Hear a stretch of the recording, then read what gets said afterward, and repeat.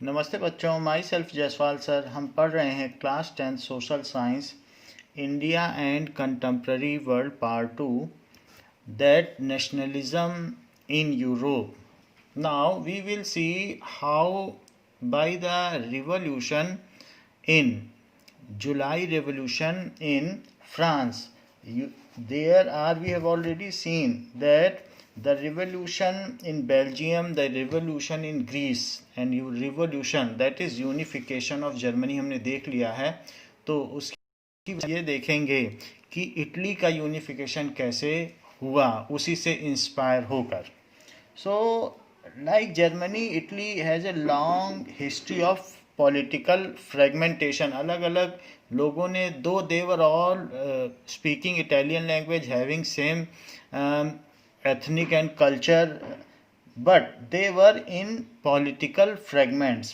Italy was scattered over several dynastic states as well as multinational Habsburg Empire.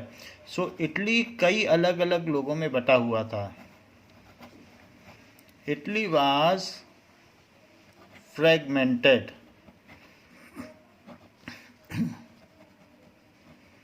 among several dynastic, बहुत सारे राजवंशों का वहाँ शासन था। डायनेस्टिक स्टेट्स, लाइक अगर हम यूरोप में देखेंगे, so this lower portion is Italy and here now this portion was pertaining to Habsburg Empire, that is Austria. So Austria में हैब्सबर्ग एम्पायर शासन कर रहा था। जो बीच का था वो पोप के अंडर में था, जो रोमन थे और जो नीचे का था वो ऑटोमन एम्पायर। सो इस तरीके से इटली के बहुत सारे पार्ट थे। सो ये this is the area of two Sicilies, तो वो ऑटोमन एम्पायर के अंडर में था।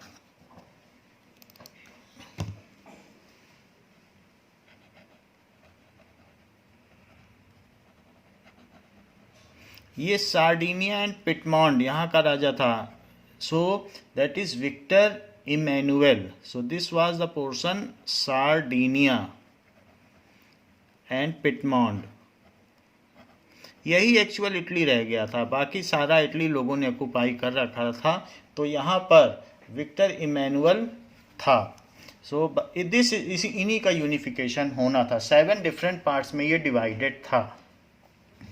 सो it was fragmented among several dynastic states. Now 1861 में इटली यूनिफाइड हुआ था। तो मिडिल ऑफ 19th सेंचुरी यानी 1850 की बात की जा रही है, मिडिल में। So in middle of 19th century it was divided into 7 states.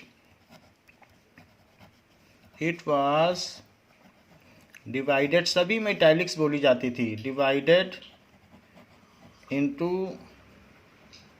7 states, out of which only Sardinia Piedmont was ruled by Italian princely house. Out of which, जिसमें से सिर्फ सार्डिनिया पीटमॉन्ट पर ही वहाँ पर इटालियन राजा का अधिकार था। ओनली सार्डिनिया पीटमॉन्ट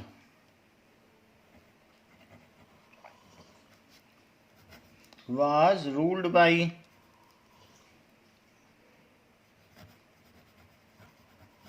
Piedmont नहीं, that is Piedmont.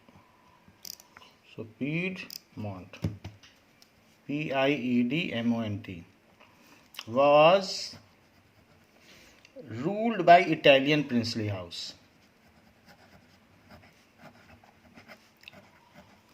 Italian princely house.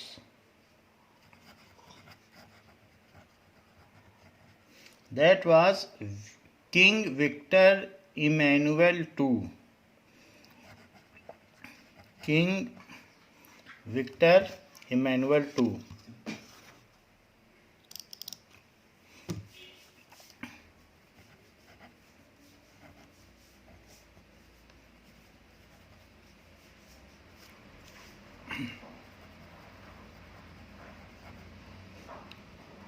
So he was ruling in Sardinia Piedmont, जैसा कि हमने आपको मैप में दिखा दिया है।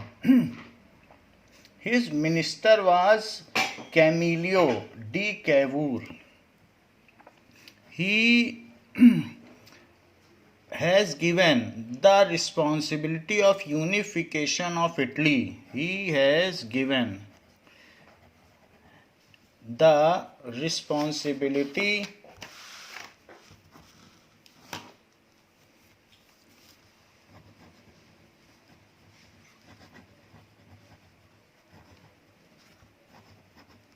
of unification of Italy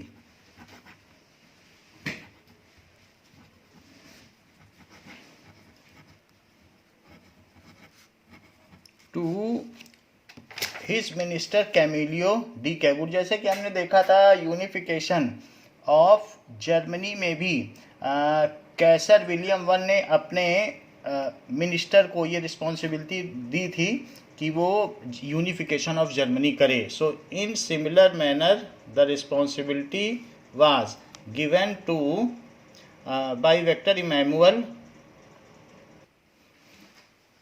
to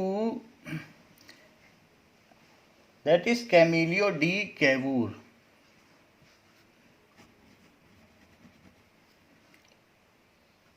Camillo D. Cavour, पूरा नाम है Camillo count de Cavour. So he has given responsibility of unification of Italy to Cavour. Now he organized a though there were many revolutionary upsprings between 31 to 48, जैसा हमने देखा कि 1861 में Italy unify हुआ, उसके पहले रिवोल्यूशनरी फोर्सेस ने बहुत सारे अटैक किए, इटालियंस ने अपने को आज़ाद कराने की कोशिश की बट वो फेल हो गए। तो अब ये रिस्पॉन्सिबिलिटी इसी प्रिंसली स्टेट पर आ गई। तो हमने देखा प्रिंसली स्टेट भी कैसे यूनिफिकेशन करते हैं। So the failure of revolutionary upspring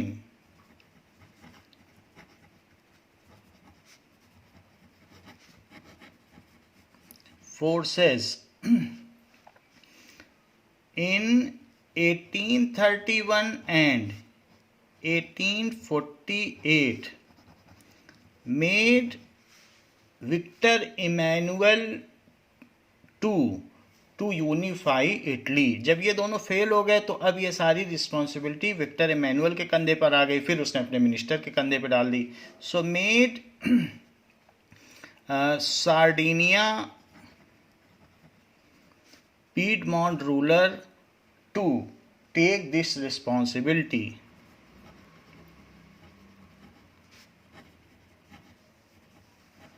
to take this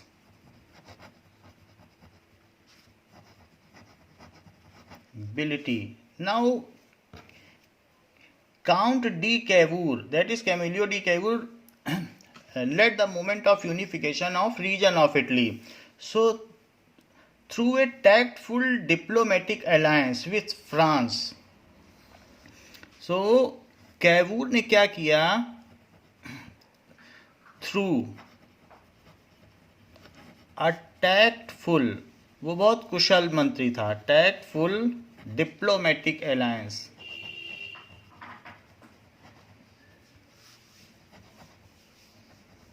उसने फ्रांस के साथ अलायंस कर लिया।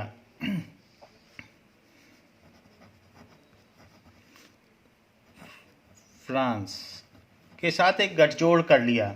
Succeeded in defeating Austrian forces in 1859।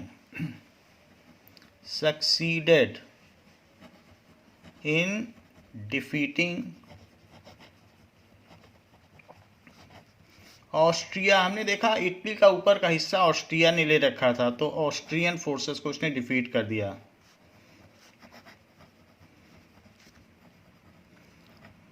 1859, 2 साल बाद इटली को यूनिफाई होना था। Now apart from regular troops, a large number of armed volunteers under the leadership of Giuseppe Garibaldi joined the Italy. Giuseppe Garibaldi was a freedom fighter and many of the volunteers joined under him to unify Italy. तो एक ये भी योगदान Giuseppe Garibaldi का भी है. So now Giuseppe Garibaldi also contributed in unification of Italy.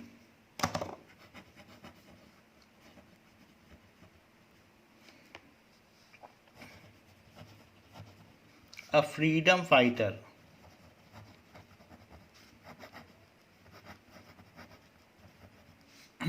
उसने north and south Italy दोनों को यूनिफाई करा दिया था.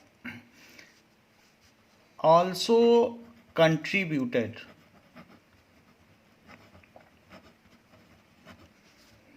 In this process a large number of volunteers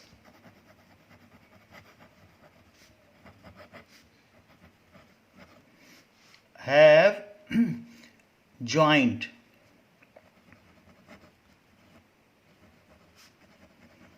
under his leadership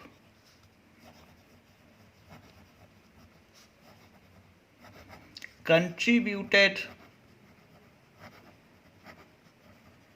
for unification. They were not regular troops, वो volunteers थे. So unification के लिए उन्होंने भी यूज़ किया. Also Giuseppe Mazzini, who was the revolutionist and who has made the Young Italy organization. So Giuseppe Mazzini वो एक politician था और एक्टिविस्ट भी था. सो गुसिपी मजीनी ने शुरू में तो सीक्रेट सोसाइटी बनाई. वो खुद इटालियन था और बाद में उसने यंग इटली बनाई. सो ये 4 लोग इसमें इम्पॉर्टेंट हैं. चारों का ही नाम लिखना है. सो एक्टिविस्ट एंड पॉलिटिशियन था ये.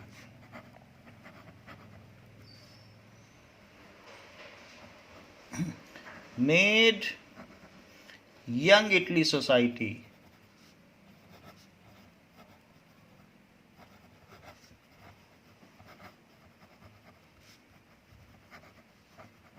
which inspired people for unification of Italy.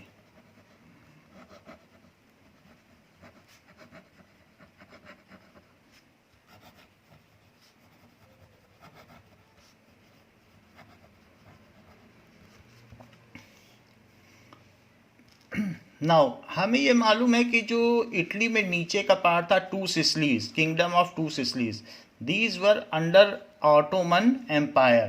तो ये वाले पार्ट में अब फिर in 1860 they marched into south Italy and kingdom of 2 Sicilies succeeded and they released the south Italy यानी kingdom of 2 Sicily from Otto empire.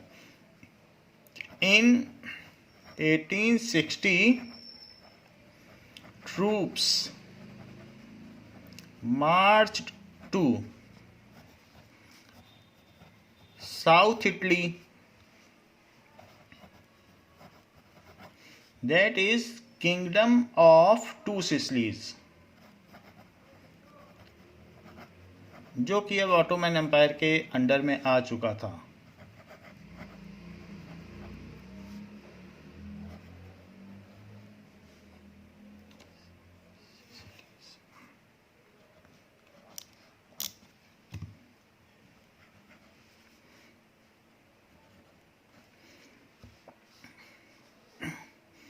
which was under Ottoman Empire.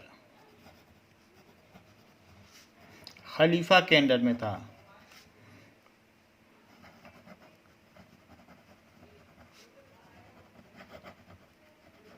And drive out the, उसमें से उन्होंने उसको खदेड़ दिया. Derived out Spanish ruler, लेकिन फिर भी उसमें स्पेन का कोई राजा राज्य करता था, तो स्पेनिश रूलर को वहाँ से खदेड़ दिया. So in 1861 the process of unification of Italy completed and Victor Emmanuel II was proclaimed king of unified Italy in 1861. और बीच का तो रोम ने फिर ऐसे ही दे दिया था. In 1861 the process of unification of Italy completed and Victor Emmanuel II proclaimed himself as king of unified Italy.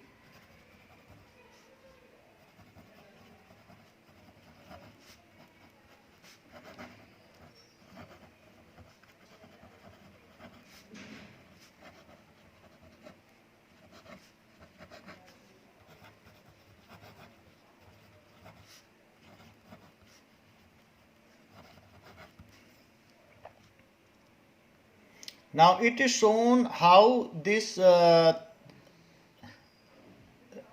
ये ताजपोशी has been done to Victor Emmanuel II, how he was made the king of unified Italy.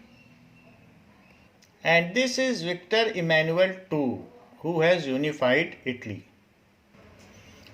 Now unification of Britain, it was taken place in a very surprising and peaceful manner.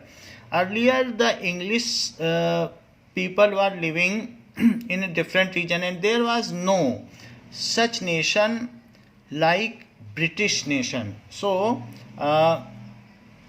in before 18th century कोई British nation नहीं था. The people of different identities comprised of English, Welsh, Scott, Irish lived in British Island. So before 18th century there was no British nation. British nation कोई नहीं था, लेकिन Britain के लोग जो थे वो ओवरसीज कॉलोनी बनाने लगे थे, तो उनके पास बहुत पैसा आ गया था, तो वो चाहते थे कि ब्रिटेन को एक्सटेंड किया जाए. वो प्रोलिफरेट करने लगे, उनकी पॉपुलेशन बढ़ने लगी, तो उनको अब नई ज़मीन चाहिए थी, तो इसीलिए उन्होंने अपने ब्रिटेन को एक्सटेंड किया, जो इंग्लिश पीपुल थे पर्टिकुलरली. सो नो ब्रिटेन या ब्रिटिश रीजन. फिर इनका प्रभाव बढ़ा जब इन्होंने कॉलोनी बनाना शुरू कर दिया. तब तक वो इंडिया में भी कॉलोनी बना चुके थे.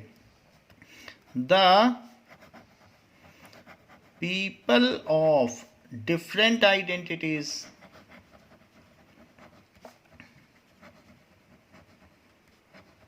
जेम्स वाट भी इंग्लिश पर्सन था जो ब्रिटेन का ही था. Different identities comprising so comprised of English. जो स्पिनिंग जेनी का भी इन्वेंशन हुआ था वो भी एक ब्रिटिशर ने किया था. नाउ वेल्स के लोग, स्कॉटलैंड के लोग सब एक साथ ही रहते थे. स्कॉट और Irish lived in British Island, lived in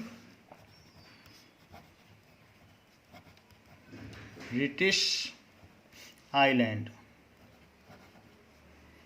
Now, the Act of Union of 1707 between England and Scotland resulted in formation of United Kingdom of Great Britain. उन दोनों में ये समझौता हुआ कि दोनों लोग एक साथ एक पार्लियामेंट बनाएंगे, एक साथ रहेंगे, पर फिर भी ब्रिटेन ने डोमिनेट किया, चीटिंग किया स्कॉटलैंड के साथ, और वहाँ पर स्कॉटलैंड की वेशभूषा का, उनके कल्चर का, उनके लैंग्वेज का उन पार्लियामेंट में मजाक उड़ाया गया. तो स्कॉटलैंड आज भी अपने को अलग करना चाहता है. So the Act of Union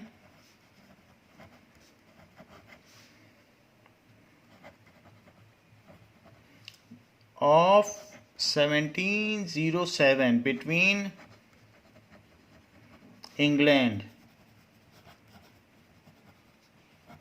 and Scotland बिना किसी युद्ध के ये सब हो गया. ये बहुत सरप्राइजिंग था, और किसी देश का यूनिफिकेशन ऐसा नहीं हुआ जैसा इंग्लैंड का हुआ. resulted in formation of, it was due to the domination, dominate कर रहा था इंग्लिश, तो इसलिए इन लोगों ने चुपचाप स्वीकार कर लिया। Formation of United kingdom of great Britain, जिसको यूके कहा जाता है, United kingdom of great Britain, और वहाँ की जो रानी थी उनको ही वहाँ की ग्रेट ब्रिटेन के एम्परर मान लिया गया। Britain, this led to demolition of Scotland's distinctive culture and political institution, वो पूरी तरीके से बर्बाद हो गया। तो ये गलती की थी स्कॉटलैंड ने इसके साथ मिलकर। So this led to demolition of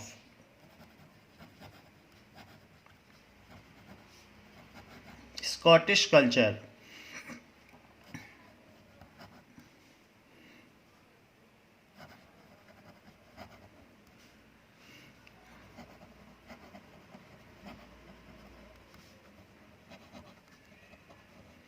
and political institution भी सब खराब हो गए उसके।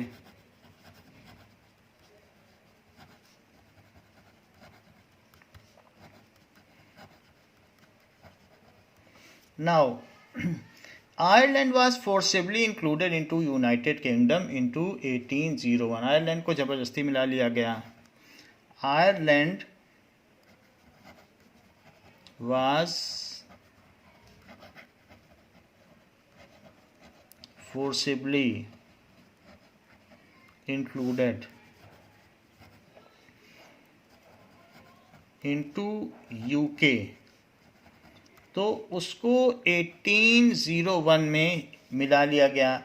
नाउ इसके बाद यही 1801 में, जबकि जो यूनिफाइड इटली था वो 1861 में हुआ था, यूनिफिकेशन 1861 में इटली का हुआ है, जबकि इसका 1801 में ही ये सब हो गया। 1801 में हो गया। 1848 में, खैर इसका मतलब है कि 1848 में जो हम कहते हैं कि रिवॉल्यूशन फ्रांस में हुआ, तो ये उससे इंस्पायर्ड नहीं था, ये पहले ही यूनिफाई हो गया। ब्रिटिश का जो था यूनिफिकेशन, नेशनलिज्म जरूर वहाँ इंस्पायर्ड था फ्रांस के नेशनलिज्म से, लेकिन यूनिफिकेशन तो इसका पहले हो चुका था। Now this amalgamation led to the growth of new powerful nation. This resulted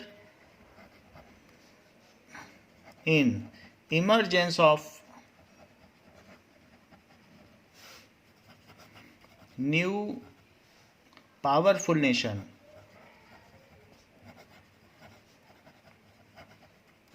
that is British nation।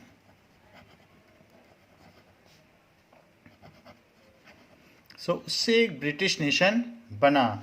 फिर इसके बाद जब ब्रिटिश नेशन बन गया तो उसके नए नए सिंबल्स बनाए गए, नेशन की अब वहाँ पर पर्सोनिफिकेशन किया गया, एलिगरी की गई, रूपक बनाए गए कि बरतानिया वहाँ का जो है मातृभूमि है, ऐसा कहा गया। The symbol of new Britain,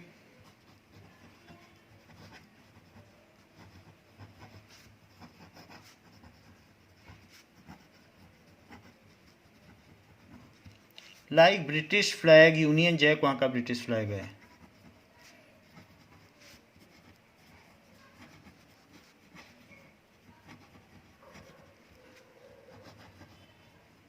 जिससे यूनिफॉर्मिटी लाई जा सके। National anthem,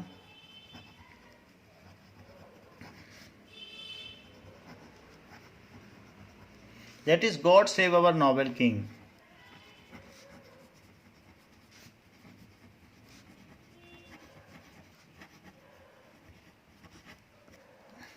English language, Scottish language, Irish language सब खत्म हो गई, इंग्लिश लैंग्वेज चलने लगी।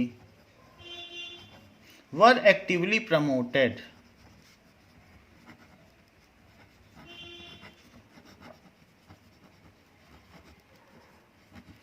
And older nation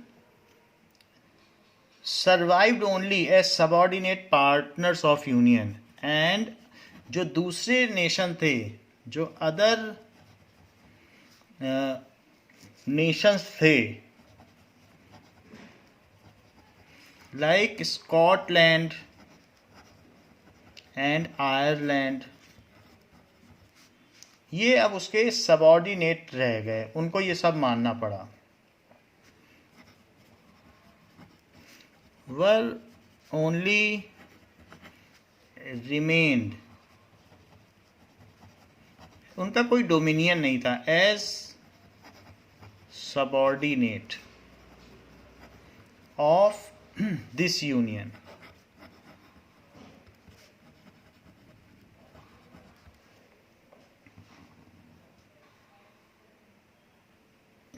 Now here we see that how the different portions of Italy, the 7 native states of Italy, were under different territories. That is kingdom of two Sicilies. So that is papal. It is under Pope, and these were the portions which were under Austria, that is Habsburg Empire. So ultimately it is unified. Now it is unified Italy. So this much portion came under Italy. So it is before unification and it is after unification. Both the figures are there for your comparison in your book. Now there is a picture showing how Garibaldi, that is Giuseppe Garibaldi, helping the Victor Emmanuel II to help to wear the shoe of Italy. So it is a kind of picture depicted. It is a kind of mockery made that the Italy that is made as shoe, and Garibaldi, who was freedom fighter, helping the Victor Emmanuel to wear that shoe. After that, when the unification process was over, now there was a major challenge how to personify it and how to make national feeling among people. So like this is Marie Anne, the France motherhood, जो जैसे हम लोग भारत माता कहते हैं तो उसी तरीके से मारी आन, it was the Francisci Republic's motherhood. Marie Anne name was personified and allegory was given. Some signs were given that France is our mother. In the similar manner, Germany has made Germania. So such figures and symbols were made that there is a rising sun, तो वो उगता सूरज है तो वो उनके यहाँ प्रगति लाएगा. और कई भी चीज़ें हैं, जैसे बैतूल है तो ये शांति का प्रतीक है. And this is a sword which is having the betels leaves, so that we don't want war. If but somebody compels us, then we will not keep mum. So such figures were made. So that is the Germania. So German people also allegorized their nation as Germania. It was shown that how Germania is protecting the territories, that Rhine river, how she is protecting the country. So that is also personified. There were various symbols also depicted along with that, and these all symbols were given. That is a kind of eagle. So this is, and this is the batul leaves, the sword, and there are the broken chains, that now Germany is free from slavery, all kinds of imperialism and aristocracy. So it is now became as nation republic. So such kind of acts were done to personify, to develop nationhood. At certain times when Germany was under depression, then it was shown that how the Germania, the mother Germany is symbolized, that how she is under depression, so everybody should help to again step up Germany. Now here the imperialism of Britain has been shown that though it symbolizes as freedom, fraternity and federation, so it is a kind of federation, means group, but there was no such thing which was occurring. There is a globe on which the British Emperor is sitting, and the angels are blessing, and all over the world is under British, Britannia. So it was shown as imperialistic symbol. So nationalism and imperialism both has gone long hand in hand, and ultimately nationalism won over imperialism. Now we will see the nationalist tension emerged in Balkan state. So this was Balkan state which consisted of, जिसमें क्या क्या कौन कौन से country थे, let us see. That is Albania, that is Macedonia, now Serbia, Bosnia Herzegovina, further that is Bulgaria. So these were the countries, and Slovenia was also there. So these were the several regions which were under Balkan state. So these were the different regions under Balkan state, and Greece was also included in this. कुछ Greece का भी part इसमें था. इसके अलावा इसके under में Romania भी था. सो रोमानिया, बुल्गारिया, सर्बिया, ये सभी स्टेट बाल्कन स्टेट के अंडर में थे. And these were combinedly called as Slavs. So a large part of Balkan was under the control of Ottoman Empire. जैसे हम शुरू में जानते हैं कि ग्रीस ने भी ऑटोमन एम्पायर से ही फ्रीडम पाई थी. ये सारे भी ऑटोमन एम्पायर यानी इस्लामिक स्टेट और खलीफा के अंडर में थे. बट धीरे धीरे जो खलीफा थे उनमें आपस में लड़ाई होने लगी. डिफरेंट खलीफा लड़ने लगे, खलीफात के लिए लड़ाई होने लगी कि कौन खलीफा बनेगा. तो उनकी इन पर ग्रिप कमज़ोर होती गई. सो जैसे इन पर उनकी ग्रिप कमज़ोर होने लगी, so they were fighting for their nationalist movement. ये बोस्निया हर्जेगोविना अलग होना चाहता था. सर्बिया ने तो जो यहाँ के किंग थे उनको मार दिया था जो घूमने आए थे. तो आपने देखा था तभी वर्ल्ड वार 1 शुरू हुआ था. तो वर्ल्ड वार 1 के शुरू होने का रीजन भी यही था कि जब ऑस्ट्रिया और हंगरी है, तो ऑस्ट्रिया और हंगरी के जब किंग यहाँ आए थे डायनेस्टी के, तो इन लोगों ने उनको गोली मार दी थी जो सर्बियन लोग लड़ रहे थे अपनी आज़ादी के लिए. नाउ इसी तरीके से रोमानिया अलग होना चाहता था, हंगरी अलग होना चाहता था, स्लोवेनिया अलग होना चाहता था. But though they want to become separate nation, they also want more and more land to acquire. वो चाहते थे ज़्यादा से ज़्यादा ज़मीन मिल जाए. So it was a area of conflict.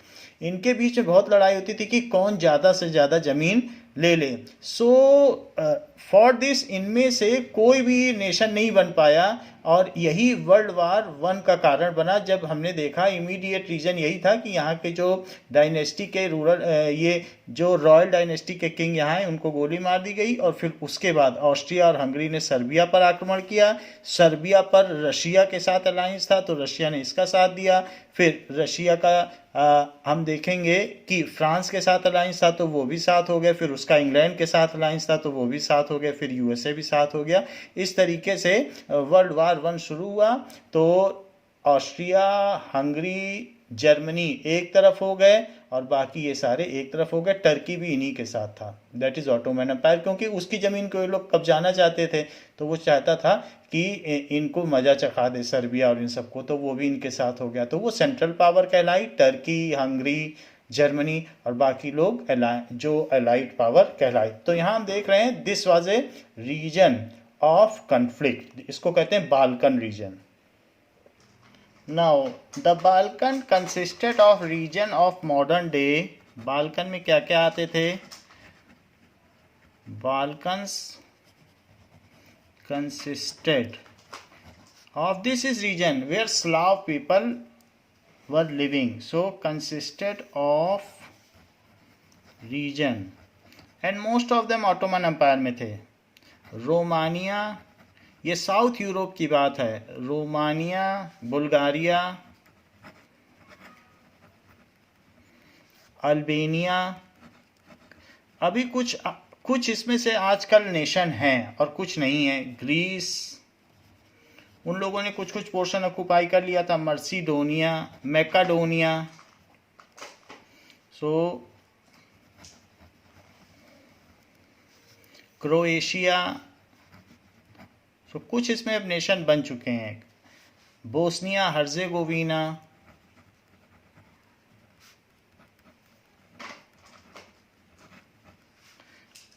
और कुछ कुछ किसी नेशन के अंडर में है जो इंडिपेंडेंट नेशन नहीं बन पाए, स्लोवेनिया। सो उसको आप जो नए मैप में देखेंगे तो आपको क्लियरली पता चल जाएगा कि कौन नेशन बन पाए हैं और कौन से स्टेट बनकर रह गए हैं। Slovenia, Serbia and Montenegro.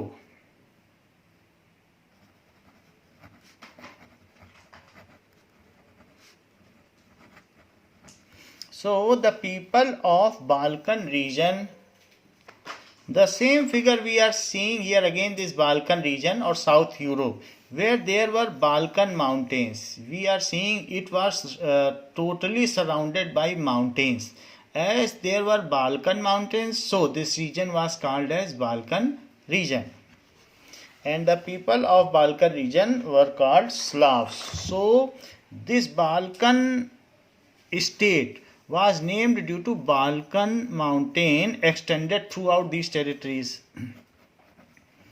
This region was called so due to Balkan mountains, and inhabitants of this region were called Slavs.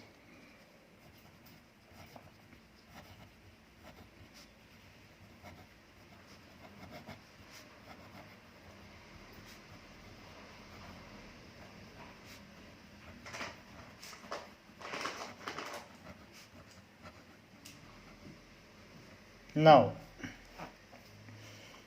so initially it was in hold of, so it was under Ottoman Empire.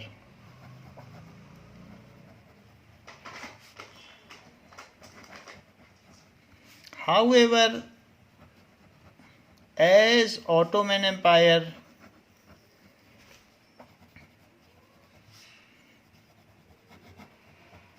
Collapsed, क्योंकि वहाँ पर खलीफत के लिए लड़ाई होने लगी कि हम खलीफा बनेंगे, तो उनमें आपस में ही कई गुट बन गए। सो कोलैप्स्ड, जैसे वो कोलैप्स हुआ, these nations were eyeing to become independent nation. So these states, जो ऊपर states थे, वरना पहले तो ये स्टेट्स थे ऑटोमन एम्पायर के, भी नेशन बनना चाहते थे, वर struggling or eyeing to become independent nation.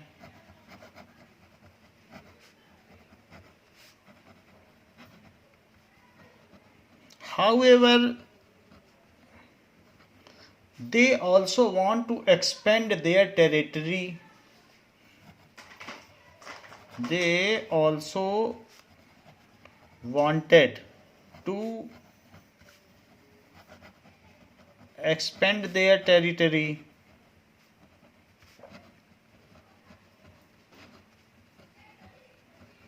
So there were mutual frequent conflicts. So there were mutual frequent conflict occurred between these states. तो इन states के बीच में conflict occur हुआ।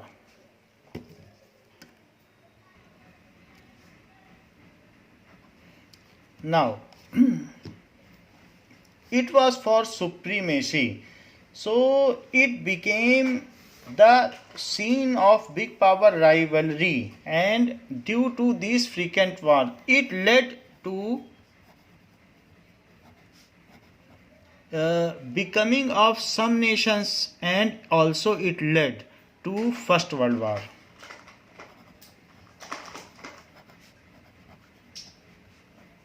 कुछ नेशन तो आज़ाद हो गए और कुछ इसके बाद सर्बिया में, जैसे हमने देखा ऑस्ट्रिया और हंगरी के राजा आए थे, उनको मार दिया गया, तो फर्स्ट वर्ल्ड वार शुरू हो गया।